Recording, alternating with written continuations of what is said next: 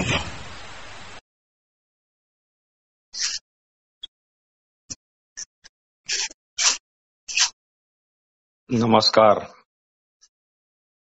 निसर्गदत्त महाराज एक चिंतन संकलन. निसर्गदत्त महाराज एक चिंतन संकलन भाग 122.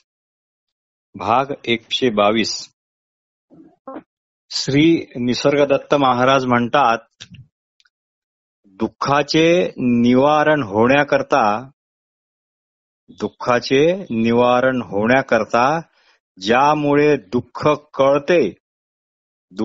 कळते त्याच कळतेपणाला मिठी मारा. जणू त्याचे मूळच पकडा. समजा मिठाला बुडवायला समुद्राचे खारे पाणी मिठाकडे धावले तर विशेष काय होईल?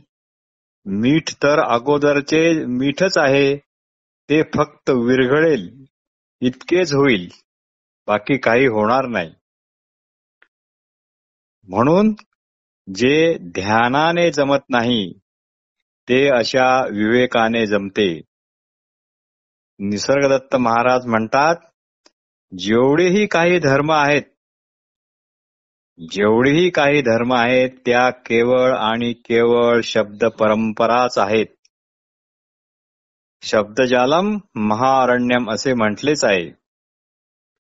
सर्व धर्म केवळ आणि केवळ आपल्या भावनांना हात घालणारेच आहेत आणि त्याच भावनांना धरून ह्या शब्द परंपरा पुढे पुढे सरकत राहतात. पण ज्ञानी अशा कुठल्याच शब्दांच्या आठवामुळे व्यथित होत नाही किंवा आनंदित पण होत नाही. तुम्ही इकडे माझ्याकडे समजा न आलात तर तुम्ही आशा करत करतच मरणार, आणि आलात तर तुम्हाला कोणतीच आशा राहणार नाही असे समजा. माणसाशी जर ओळख असेल तरच त्याच्याशी मैत्री किंवा त्याच्याशी शत्रुत्व होऊ शकेल, आणि जर अशी ओळखच नसेल तर मग काय सगळ्याच आनंदी आनंद, मग सगळेच ब्रह्म. हीच आहे सहजावस्था. मुद्दाम न पाहता जे दिसते असे जे आहे ते आहे यथार्थ ब्रह्म. मुद्दाम न पाहता जे दिसते, जे ऐकू येते वगैरे वगैरे ते आहे यथार्थ ब्रह्म. ज्ञानी माणसाला स्वतः करता कोणत्याही ग्रंथाची, शब्दांची, अक्षराची, त्यातील एखाद्या विशिष्ट आकड्यांची काहीही गरज नाही. एका सद्गृहस्थाने महाराजांना असा प्रश्न विचारला की, कहो जे कृष्णमूर्ती गुरु वगैरे का नाही मानित? त्यावर महाराजांनी उत्तर दिले, गुरु आणि गुरुत्व म्हणजे नक्की काय हे कृष्णमूर्ती पूर्णपणे जाणत होते, म्हणून ते गुरु बिरू करू नका असे म्हणत. कारण तुम्ही धरसोड करणारे आहात हे त्यांना पक्के माहीत असावे. आणि धरसोड करणारे साधक काय कामाचे? पण कोणत्याही अंतर्यामीच्या असलेल्या कळवळ्याने जो भावार्थ असतो तो आज न उद्या पूर्ण होतोच. व जन्मापूर्वी जसे आपण होतो अगदी तसेच आजही राहता येते. श्री निसर्गदत्त महाराज म्हणतात, अहो तुमची मनी ऑर्डर कधीच आली आहे, पण अजून तुम्ही ती कॅश घेतलीच नाही. तसेच तुम्हाला ज्ञान हे अगोदरच झालेले आहे, पण तुम्ही मात्र त्या ज्ञानाची डिलिव्हरी घेतलेली नाही, त्यावर हक्क सांगितलेला नाही. जगातील कितीही मोठी गोष्ट असली तरी ती केवळ एक कोरडी बातमीच आहे, व मी असल्याचे ज्ञानच जर नसेल तर त्या कितीही मोठ्या असलेल्या बातमीला कवडीचीही किंमत नाही. किंबहुना ती बातमी आहे की काय हे पण कुणाला कळणार नाही. समजा तू असल्याचेच भान तुला नाही, तर देव खरा किंवा देव खोटा, तो आहे की नाही, ह्या गोष्टी उत्पन्नच होत नाही. तू असल्याचे भान आधी आणि नंतर देव आहे की नाही वगैरे वगैरे.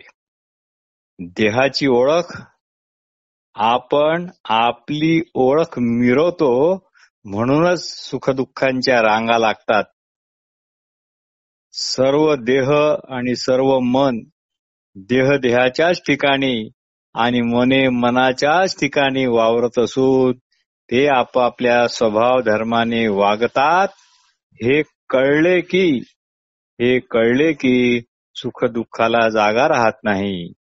गाढ झोपेत आपण स्त्री पण नसतो आणि गाढ झोपेत आपण पुरुष पण नसतो, तर फक्त असतो. सुखदुःखी नसतो, फक्त असतो. देह मनाचा अनुभव नसताना कसलाच अनुभव नाही. देह मनाचा अनुभव नसताना कसलाच अनुभव नाही. म्हणून मनाची शिकवणी घेणे बंद करा आणि त्याऐवजी आपलीच आपल्याला शिकवणी स्वतः करता सुरू करा. गुरुवचनाने मनाला सावध कसे व्हावे हे एवढेच शिकवा. गुरुवचनाने मनाला सावध कसे व्हावे हे एवढेच शिकवा. ही एवढी शिकवणूक पुरेशी आहे. विवेक शिकवा.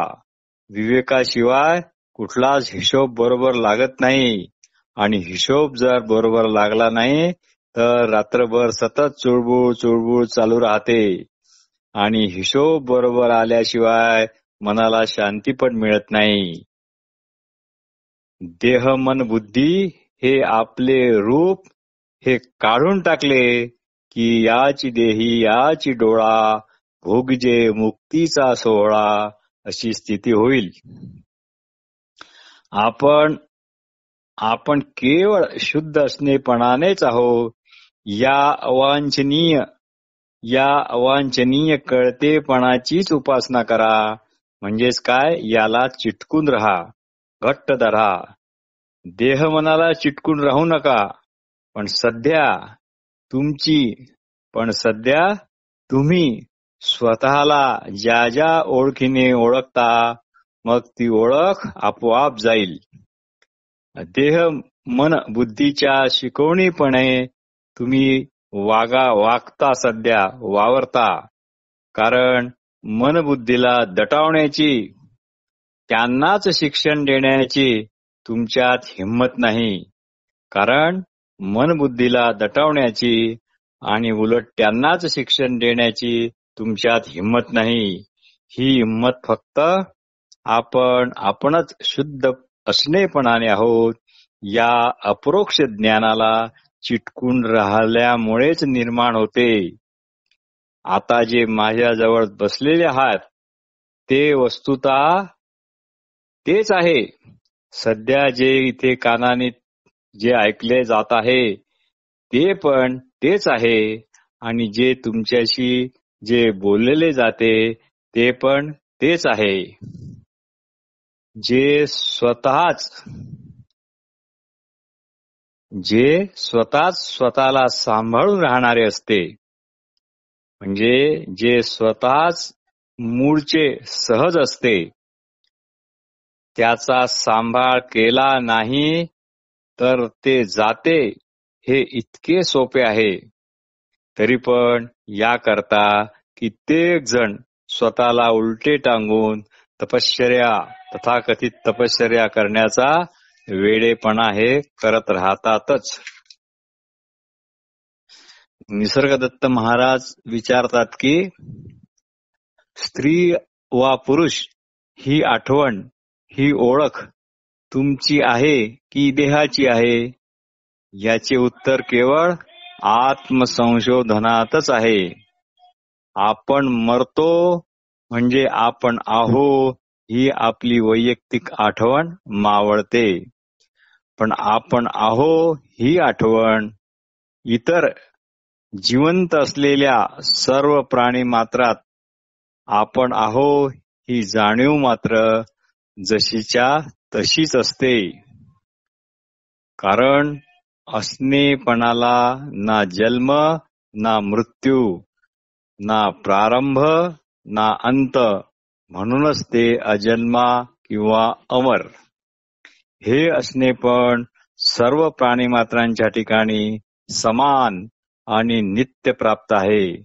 आपण जरी नसलो तरी ते इतरांच्या ठिकाणी जसेच्या तसेच आहे, जसेच्या तसेच आहे.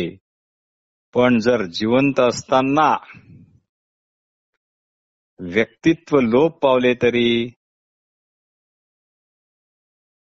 मग मरणाची भीती कुणालाच वाटणार नाही.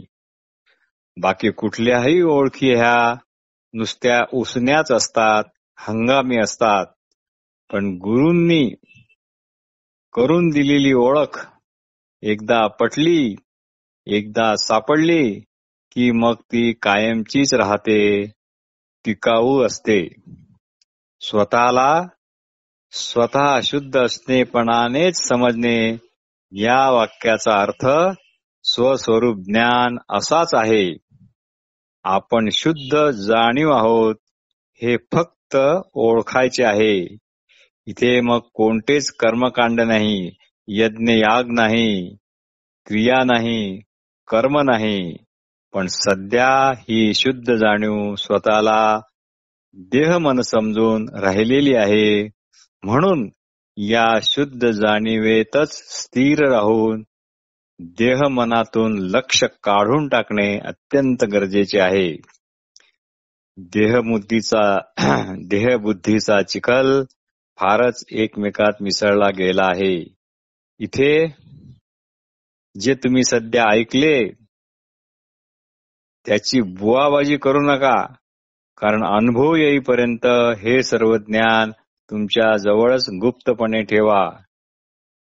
जन्म झाला पण तो माझा नाही, तर दिसणाऱ्या जगाचा जन्म झाला हे कळणे. जन्म झाला पण तो माझा नाही, तर दिसणाऱ्या जगाचा जन्म झाला हे कळणे ही सगळ्यात मोठी सिद्धी आहे. आणि कोणताही शब्द न उच्चारता तुम्हीच आहात असल्याचा अनुभव घेणे, तुम्हीच आहे असा असल्याचा अनुभव घेणे ही पण एक मोठी सिद्धी आहे. आपण व्यवहारात असूनही वेगळे आहोत असे जाणून शांत राहणे, स्थिर राहणे ही पण एक सगळ्यात मोठी सिद्धी आहे. तुम्ही काय आहात हे शोधून काढण्याचे एकच कारण त्यातच अंतिम समाधान आहे, हेच आहे. सर्व वस्तुनिष्ठ जगाच्या खाली असलेला उगम हे तुमचे खरे घर आहे. म्हणून तिथे परता गाढ झोप किंवा सुषुप्ती ह्या अवस्था तुमच्या खऱ्या घराच्या अगदी जवळच्याच आहेत.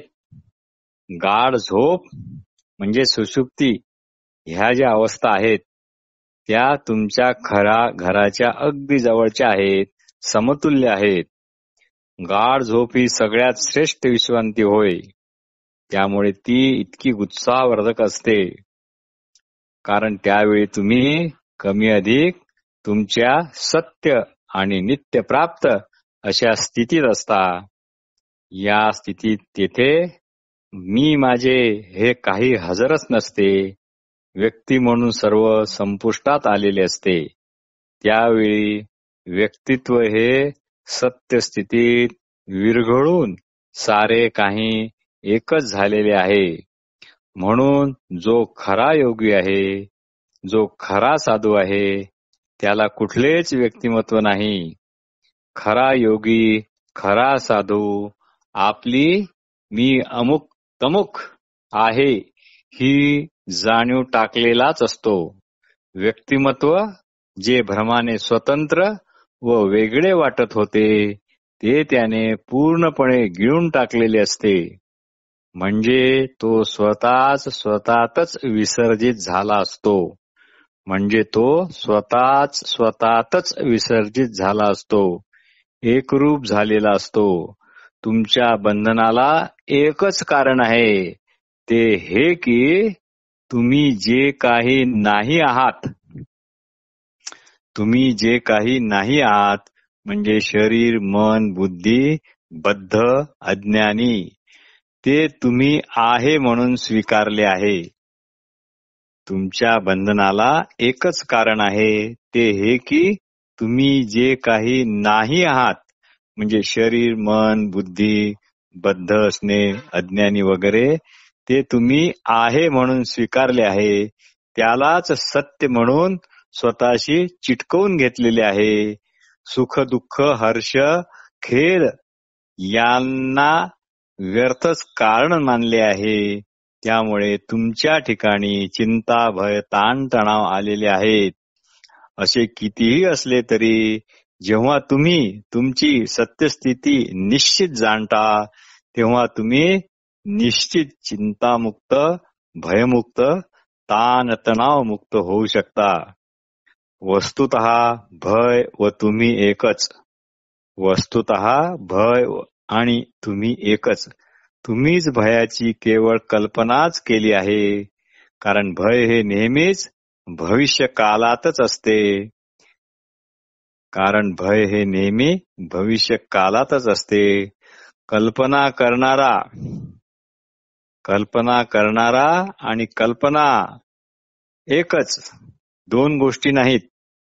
कल्पना ही कल्पना करणाऱ्याशिवाय राहणार नाही व कल्पना करणारा हा कल्पनेशिवाय राहू शकत नाही. म्हणूनच जे कृष्णमूर्ती म्हणतात, भय आणि तुम्ही एकच. You are fear. दोन निरनिराळ्या वस्तू नाहीतच. व हे ज्यामुळे कळणे शक्य झाले ते काय आहे? ते काय आहे? तर काय आहे याचाच शोध घ्या. हे काय आहे याचाच शोध घ्या. ते कोण आहे असे म्हणाल तर प्रचंड दिशाभूल होईल. म्हणूनच मी कोण आहे याचा शोध घेण्याऐवजी मी काय आहे याचाच शोध घ्या. तुम्ही म्हणता माझे शरीर, माझे मन, माझी बुद्धी, पण प्रत्यक्षात ते तुमचे अजिबात नाहीत. तुमच्या मालकीचा दावा हा सर्वस्वी खोटा आहे. कारण जेव्हा तुम्ही स्वप्न पाहता तेव्हा स्वप्न स्थितीत कोणीतरी काहीतरी तुम्हाला सांगते, पण स्वप्नात तुम्हाला काहीतरी सांगणारी व्यक्ती तुम्हीच असता आणि काहीतरी ऐकणारी व्यक्ती पण तुम्हीच असता. सांगणारा आणि ऐकणारा दोघेही केवळ एकाच स्वप्नात आहेत, जे की तुम्ही तुमचे स्वप्न तुम्हीच तुमच्या एकटेपणाने पाहत आहात. अगदी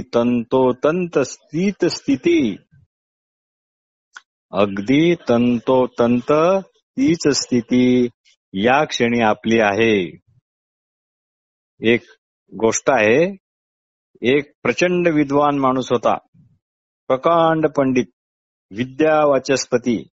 वादविवादात आजपर्यंत त्याला कुणीच हरवू शकले नाही. त्याला एक दिवस स्वप्न पडते. स्वप्नात दिसते एक भव्य धर्म परिषद भरलेली आहे. त्याला मोठे सन्मानाने आमंत्रण मिळाले आहे. कारण विद्वान म्हणून त्याचा चारी बाजूला दबदबा होता. त्या धर्मसभेत अनेक मतांची विद्वान मंडळी दूर दूरून आलेली होती. द्वैती, अद्वैती, विशिष्ट अद्वैती, शून्यत्ववादी, क्षणिकवादी वगैरे वगैरे. त्या सर्वांना तो वादिवादात हरवतो. पण शेवटी एक गरीब बिचाऱ्या वृद्ध साधूशी त्याचा जेव्हा वादिवाद होतो आणि त्या साधूशी झालेल्या वादविवादात मात्र तो प्रचंड विद्वान माणूस अगदी निरुत्तर होतो. मग त्याला सर्व जिंकलेली मानपत्रे, अजयपत्रे ही वापस करावी लागतात आणि इतकाच त्याला जाग येते, स्वप्न भंगते. पण स्वप्नात पाहिलेली ही गोष्ट तो खूपच मनाला लावून घेतो आणि त्यामुळे नेहमी दुःखी कष्टी राहू लागतो. असे बरेच दिवस जातात तरी तो या दुःखातून बाहेर पडू शकत नाही. पण एक दिवस त्याला अचानक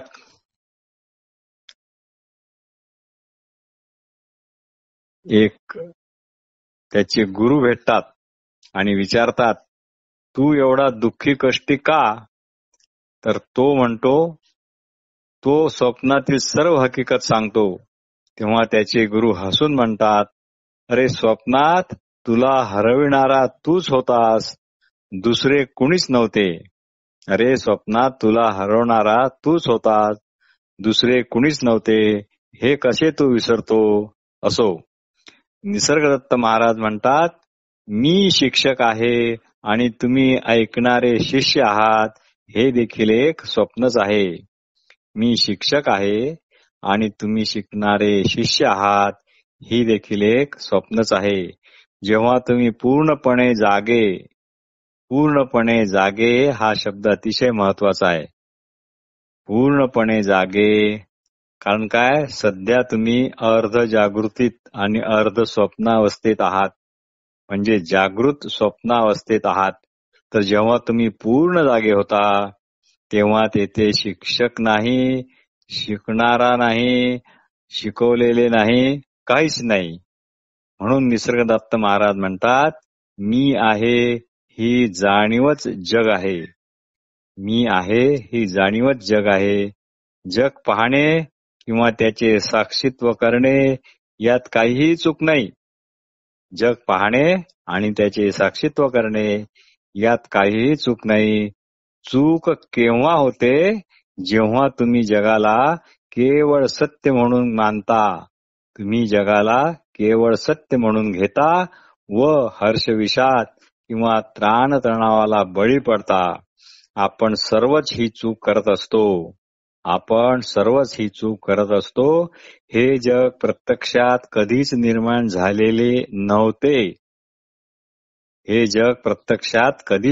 झालेले नव्हते. कारण झाले म्हटले तर पूर्वी कधीतरी झाले असा भूतकाळ येईल.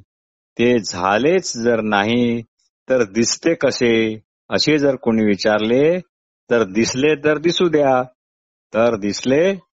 द्या. त्याला सुखदुःखाला कारण आणि सत्य का समजता? स्वप्न म्हणूनच त्याच्याकडे पहा. एकदा का तुम्हाला ही समज आली की मग तुम्हाला कशाचीच गरज पडणार नाही. श्री निसर्गदत्त महाराज म्हणतात, मी सत्य साईबाबाचा यासाठी आदर करतो. की ते म्हणतात की हे जग मला मुक्त करायचे आहे. पण